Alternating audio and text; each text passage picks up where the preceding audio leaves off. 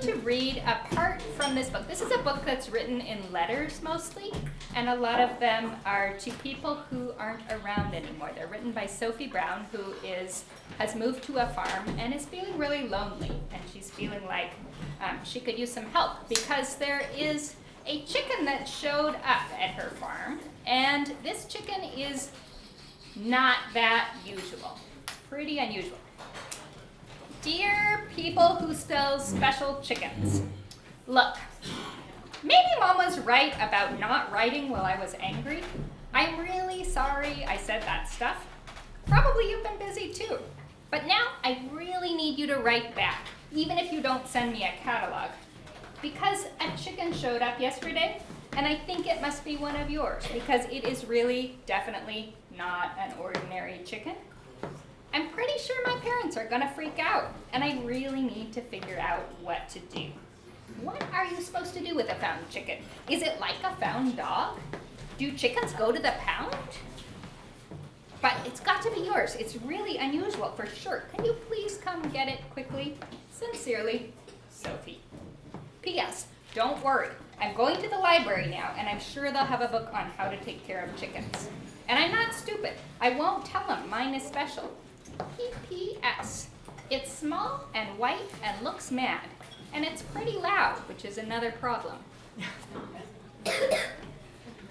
Anybody see anything unusual? Yeah. If you're having trouble seeing the photos or pictures and you want to come up, feel free. Okay, here we go. See? All right. Here we go. Moving on to another letter now. Dear Great Uncle Jim, you know that chicken I told you about? It can use the force. I would worry that you wouldn't believe me, but I think it used to be yours, so you must know already. Besides, you're dead. First of all, the little chicken house wasn't where I left it last night. It's up on 4 stumps now, and it's stuck on tight. I thought Dad moved it. Mom's working. She hasn't been outside in days. And that worried me, because I haven't told him that the chicken showed up yet. But then I remembered he'd gone to town right after breakfast. Then I realized the door was shut and latched, and I know I unlatched it and left it open last night. That didn't make me very happy. I started looking around for Henrietta, and when I came around the big junk pile, the door was open. I almost started running then.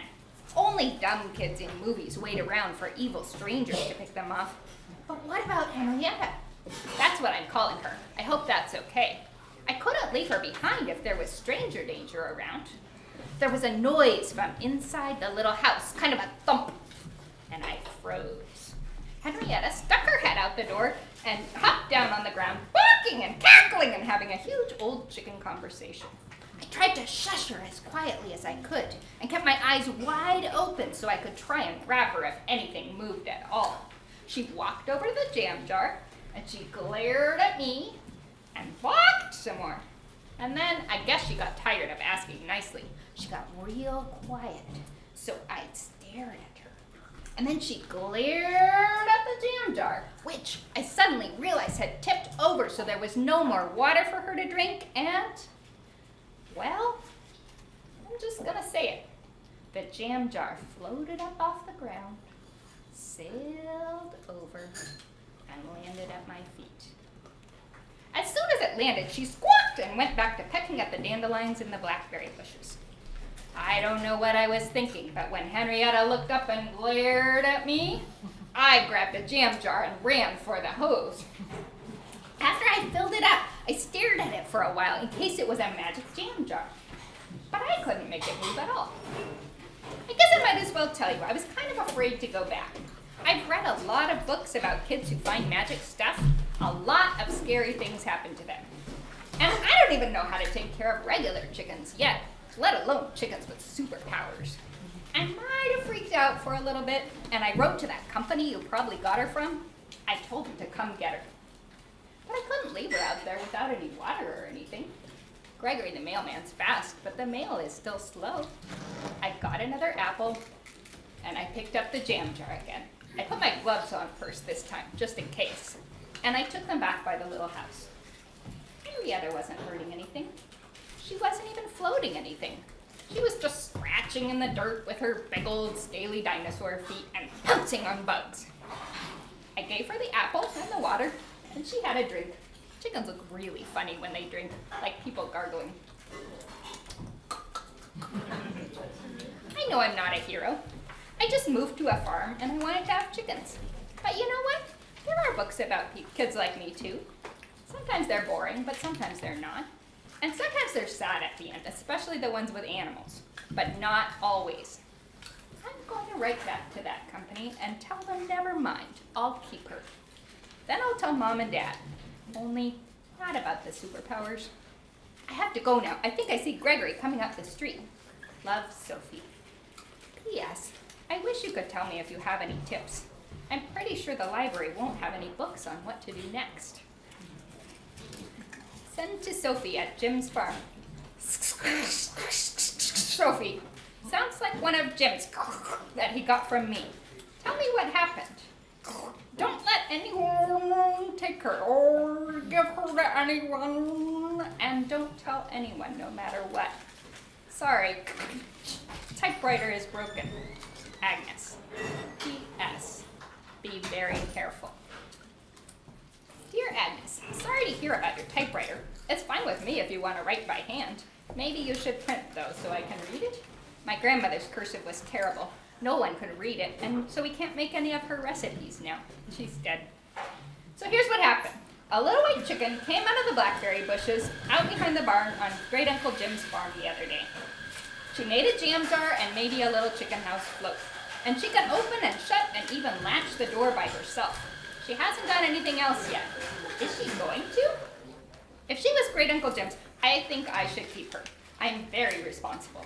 Do you have a manual or something? On special chickens, I mean. I already got a library book on how to take care of regular chickens. Sincerely, Sophie. P.S. She looks lonely. What happened to Great Uncle Jim's other chickens? P.P.S. There's a metal garbage can in the barn that's about a quarter full of seeds and mashed up dried stuff. It says layer crumble on the lid in big black letters. Is that chicken food? P.P.P.S. I saw something black run really fast down the road today. Do you know what it was? Is it dangerous to chickens? P.P.P.P.S. What exactly am I supposed to be very careful of? The chicken? Or the black thing? Or something else? Phantom white leghorn.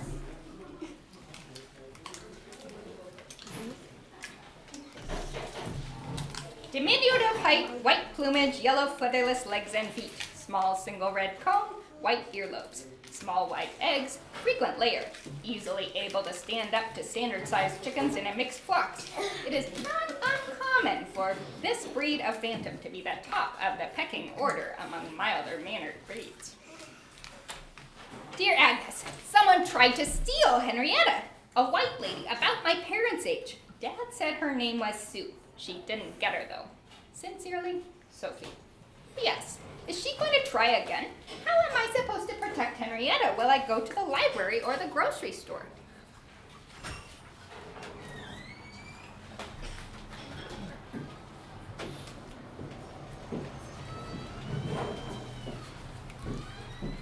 Dear Great Uncle Jim, sorry I thought your farm was boring before. I didn't know there were going to be chicken thieves. Agnes from the chicken company wrote me a scary letter earlier, so I decided I'd better get prepared, just in case. Good thing I did. The chicken book I read last said that if you want to get your chickens back in the hen house at night, you can throw some treats inside and train them to go after them. It said they liked sunflower seeds, and you sure have a lot of those in a trash can in the barn. Why did you keep things in trash cans that weren't trash and keep your junk trash in big piles?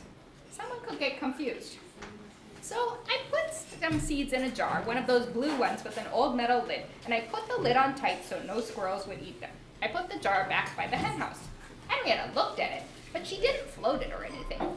The jar was a little dusty, but I think it's okay. After all, she pecks around in the dirt all day. And that book said she even eats small rocks to grind things up with in her gizzard. This is educational. If you weren't dead, I'd have you tell Mom and Dad. Then I put my gloves on and dug around on your workbench until I found an old padlock. hanging open on a hook. No matter how hard I looked, I couldn't find the key though. Maybe you should have put it on the same hook. Anyway, I took the padlock out and hung it on the chicken coop latch next to the open door, just in case. Chickens are really funny, and I like your chicken a whole lot now that I'm used to her, but they aren't very huggable. So I just watched her for a little bit while she scratched up all the dirt with her toes and put her eyeball right down to by the dirt to see if there were anything wiggled. I swallowed a few times when I felt sad. Then I walked up to the house. When I got there, a beat-up orange pickup was parked in the driveway with a dog crate in the back, and I heard some woman's voice inside with my parents. I know it was probably nothing, just some visitor, but that Agnes had made me nervous. I turned and ran back the way I'd come, just in case. Henrietta saw me coming, and when I threw some sunflower seeds in the chicken house, she flapped up and went in after them. I shoved her water jar inside too. I shut the door, I latched it, I put the lock through the hole, and I locked it. Henrietta didn't like that one bit. She started squawking, and the latch rattled, and then the padlock started banging on the latch. Hush, silly chicken, I told her. Agnes said someone might try to take you, and someone's here now. Be quiet, like you aren't even there.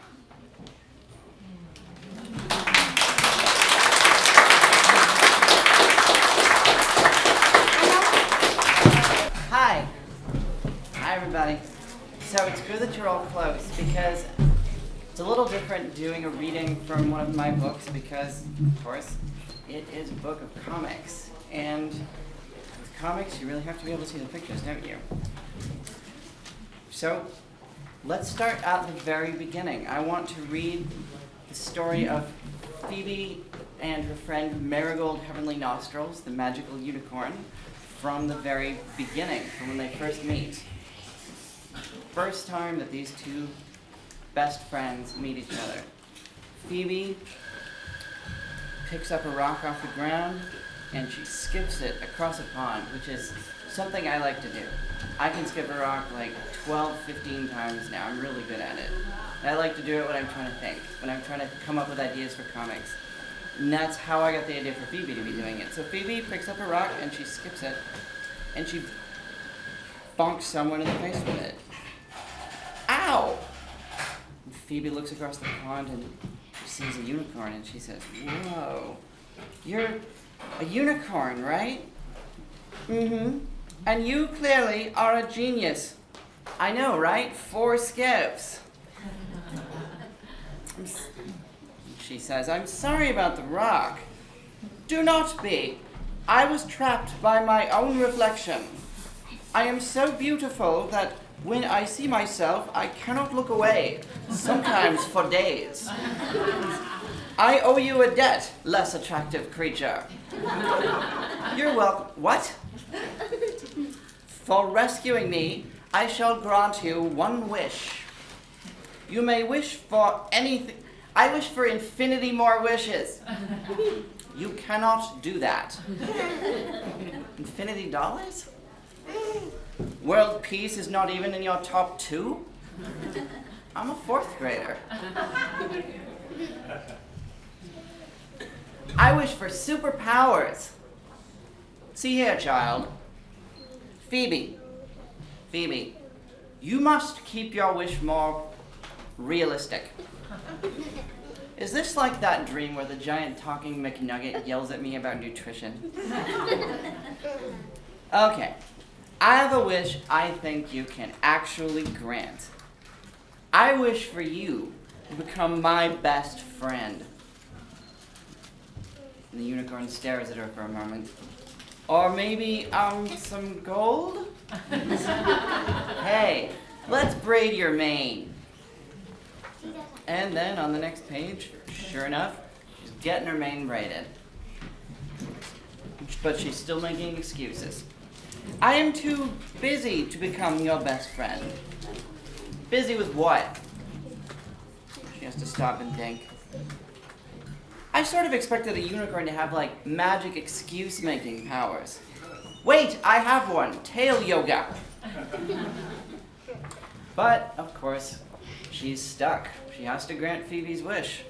And so on the next page, they're having a picnic together. Phoebe's saying, if we're going to be best friends, you'll need to know all about me. I was born in a golden palace, and a host of angel butterflies sang of the new era my birth would usher in. Also, my middle name is Danger. You were born at Harbor General with a slight case of jaundice, and your middle name is Griselda. How did Unicorn...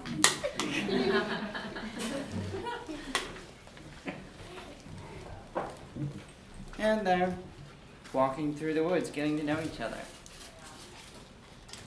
This comes from how I used to do that with my best friend Jessica when I was a kid. Do you have a name? I do. I am Marigold Heavenly Nostrils. That's the best name I've ever heard. Yes, it is. Do you want to know how I got that name? I typed my name, Dana Simpson, into an online unicorn name generator.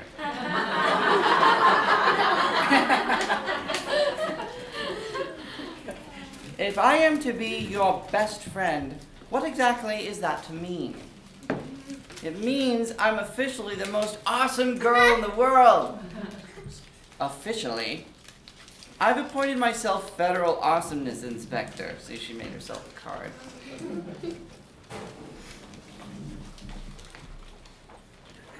Phoebe's excited about having a unicorn for a best friend. There's so many things I want us to do. But the first thing is, I want to rub you in Dakota's stupid, snotty face. Not literally. Phew. Tomorrow is show and tell, and I'll stand up and say, allow me to present my best friend, Marigold Heavenly Nostrils. That's the cue for you to take a flying leap through the window, trailing rainbows and stars. There may be something wrong with you. I need you to shine. I brought some glitter and Crisco. The following day, show and tell. First up for show and tell, we have Phoebe. I have something really, really, really special and important. You should seriously be sitting down for this.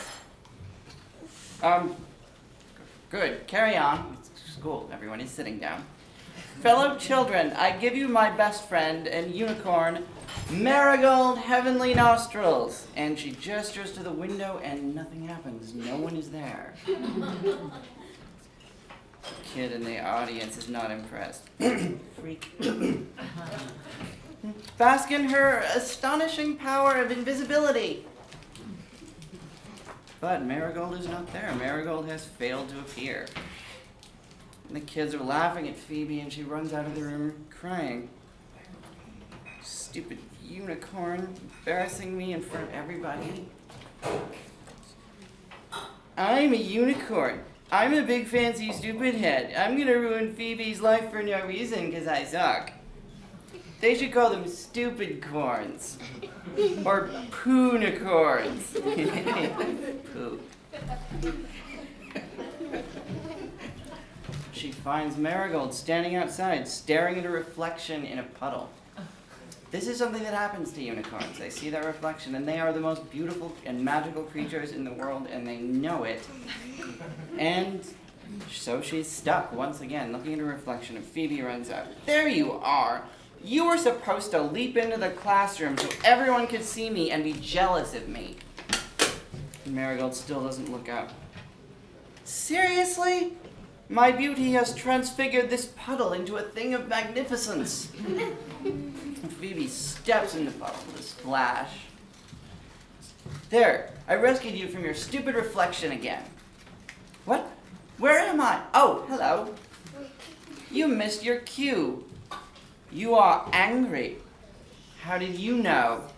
Unicorn powers. You're a unicorn. Meeting you was supposed to make my life awesome. Then you should have wished for that. But you wished for me to become your best friend. Maybe you should treat me as a friend rather than as a prop. You're less idiotic than I assumed. Unicorn. Phoebe says, I guess I wanted other kids to think I was special. It's lonely being overlooked. Marigold says, it is lonely being special, too. Unicorns are rare. I spend most of my time alone gazing into crystal pools. Phoebe says, so we're not so different. I'm going to pretend I did not hear that. So Phoebe asks her, do you think you and I can be friends? Why not? I think you are a perfectly okay human child.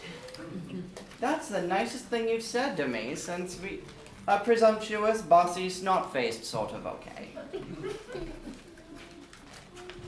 And so, the next day, they're back at show and tell. So anyway, I was trying to say at yesterday's show and tell, this is my friend Marigold. Yes, I am now friends with this rather odd child. Let's applaud her excellent taste. How are we on time? I have no idea how long this takes. I love to read more. Let's read some more. This girl sitting behind Phoebe, that is Dakota. Dakota is another girl in Phoebe's class who has a history of making fun of Phoebe. She's passing Phoebe a note. Psst, here. Huh? A note. Dakota passed me a note. Popular girls never pass me notes. I knew being friends with a unicorn would make me popular. Evidently, my affectionate popular kid nickname is Princess Stupid Butt. Dear Princess Stupid Butt, you are a stupid butt. Sincerely, Dakota. Phoebe is reading the note to Marigold. It is an outrage. Yeah, you are not royalty. That's not really the point. Why, it is an insult to the good subjects of the kingdom of Stupid Butt. I don't get it. I brought a unicorn to show and tell, and I'm no more popular than before. Oh, it is probably the shield of boringness. The shield of boringness? No, the shield of boringness. The shield of boringness. I will forgive your accent. The shield of boringness is a bit of spellcraft that allows unicorns to remain a myth. What's a myth? A myth is something that isn't really true, that people think doesn't exist, like, say, unicorns. Like a sorbet. Sorry? Dragons. Yeah, dragons are another myth animal.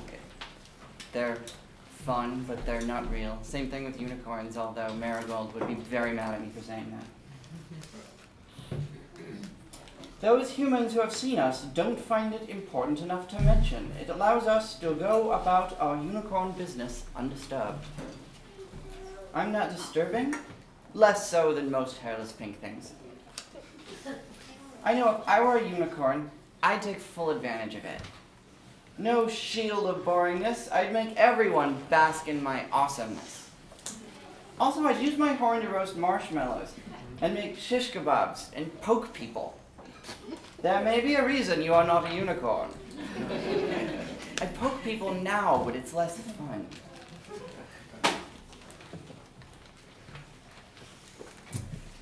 And this is a poem. And sometimes for Sunday comic strips where I get to do more artwork and it gets to be more, fancy, I can do different things. Sometimes I like to do poems. And this was the first one that I did. Never had a dream before that didn't fade away. Never had a unicorn who asked me out to play. Never had a child with me to share the best of things. A princess of suburbia who dances, laughs, and sings. Never was a part of two who run beneath the stars. Never had a someone who could tell me this is ours. Never be alone again, neither day nor night. A princess and a unicorn have finally got it right.